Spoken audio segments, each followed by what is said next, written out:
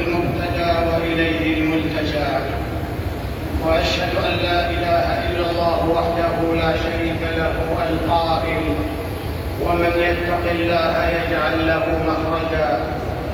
وأشهد أن سيدنا ونبينا محمدًا عبده ورسوله، من سلك سبيله فاز ونجا، صلى الله عليه وعلى آله وصحبه أهل الفضل والوفاء.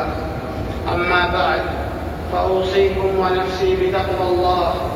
قال الله تعالى: يا أيها الذين آمنوا اتقوا الله حق تقاته ولا تموتن إلا وأنتم مسلمون. نزل القرآن العظيم في شهر عظيم لأمة جعل منها القرآن أمة عظيمة في أخلاقها وسلوكها وشؤون حياتها.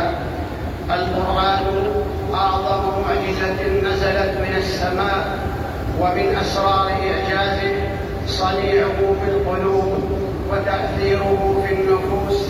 فإذا قرع السمع واستقر في القلب سكب فيه لذة وحلاوة ومهابة وسكينة وإيمانا وأمانا.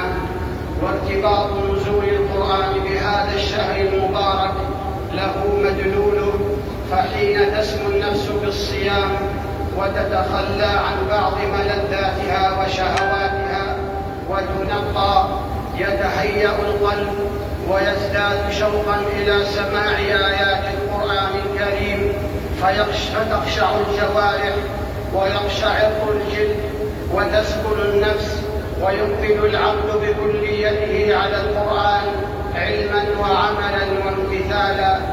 رمضان موسم الإكثار من تلاوة القرآن، وفيه ثمار يانعة وتجارة لن تبور. القرآن في رمضان بنعيم لا ينفد، وبركة يجد أثرها، وسعادة يعيا لسان الخلق عن تفسيرها. ومن كان خلقه عند تلاوته للقرآن: متى أتعظ بما أتلو، متى أعقل عن الله الخطاب، متى أزدجر، متى أعتبر. كان القرآن له شفاء، فاستغنى بلا منن، وعز بلا عشيرة، وأنس بما يستوحش منه غيره. ملازمة القرآن وسماع آياته البينات في شهر رمضان وفي غيره من الشهور يزيد الإيمان وينقي الفكر وينير العقل